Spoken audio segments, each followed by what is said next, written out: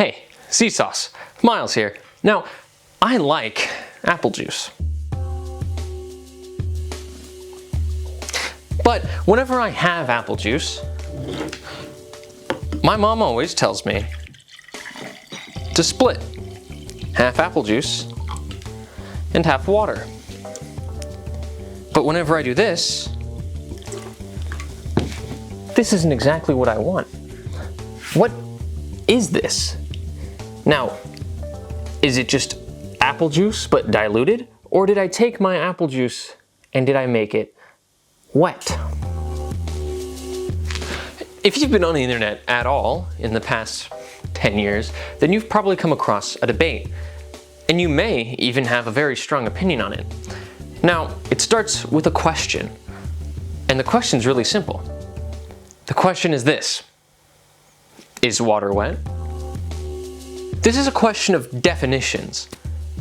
What is wet, and can water be that? Now, wet, as defined by the Oxford Dictionary, is covered or saturated in water or another liquid. So, going back to the apple juice example, I guess you could say that I made the apple juice wet, or you could even say I made the water wet by pouring it in apple juice.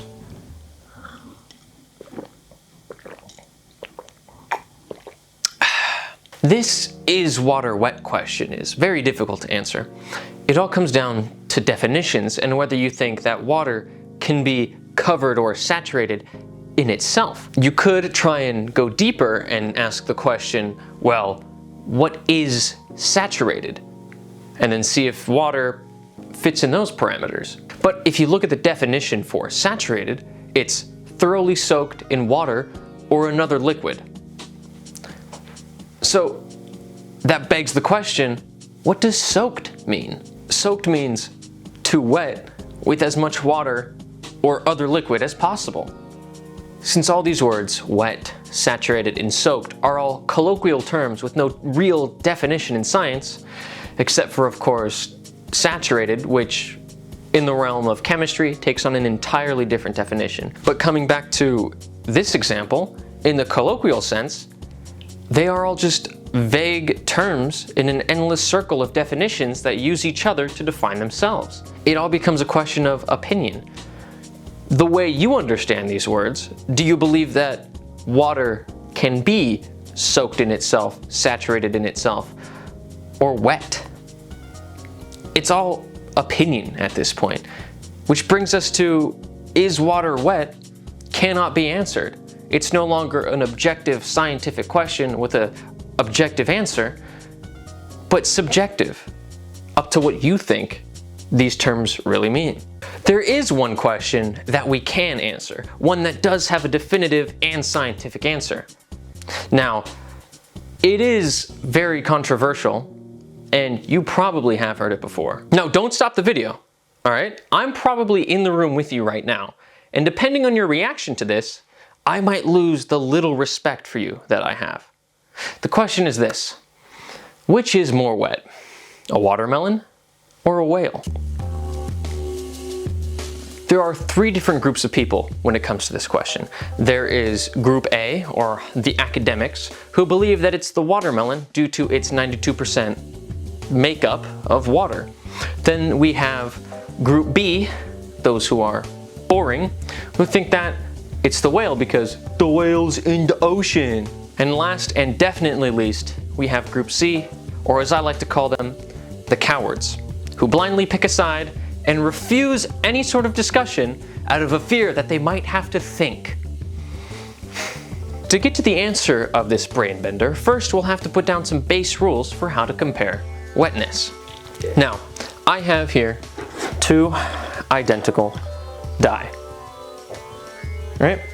And if I put this one into this shot glass with water, and this one into this tub of water, well, which is more wet? If you say this one, I'm afraid you're just simply wrong. They're both equally wet because they're both the same size and have the same surface area, and therefore the entirety of its surface area is in contact with the water. The amount of water surrounding an object doesn't really matter. The only thing that matters is how much of the surface area is in contact with the water molecules, making them 100% submerged and equally 100% wet. Now to prove this, I have here a PVC tube on top of a little covering here. So if I were to put some water in this tube, hopefully it doesn't leak out the bottom, I've now made a small portion of the top wet. However, if I continue to pour water on it, am I making it more wet?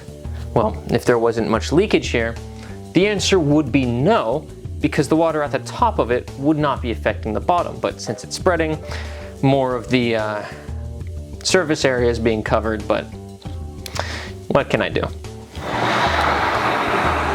So let's get that out of the way. Now, coming back to the dye, now that we have learned that each is 100% wet and equally wet, what if I take this out and replace it with this Lego cube? Now I'm gonna have to hold it down because Lego does want to float. In this case, which is more wet? Now, the Lego cube has more surface area, so there's a larger amount of surface that is in contact with the water.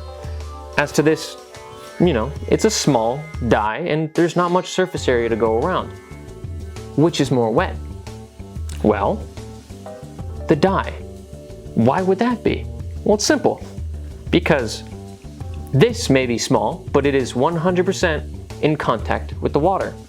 Now, if you look at the Lego cube, it may have a larger surface area, but only about 50% is in contact with water, making it 50% dry, and 100% wet always beats 50%.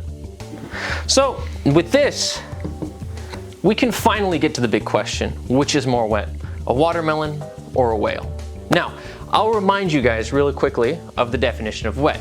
It means covered or saturated in water or another liquid. Now, to make things simple, we're gonna compare a regular watermelon found in, let's say, just a random garden, and a regular adult, fully grown, matured whale.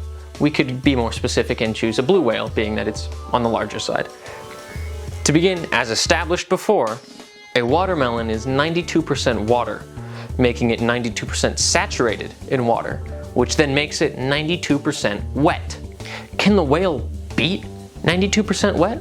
Well, let's see. The average mammal is made up of 73.2% water, but the higher the fat percentage, the lower the amount of water. So we take our 73.2% and it has to drop, being that whales are the fattest mammals on the planet. They are the mammals with the most fat percentage, which would then really affect the 73.2%. And yes, that does count blood, lungs, and all the other fluids in a body. It would drop from 73.2%. But because water means covered and saturated, we have to include all the water that is in contact with the surface area. So we take the percentage of surface area and we add it to the percent that we already have, and it would roughly bring us right back to our 73.2%.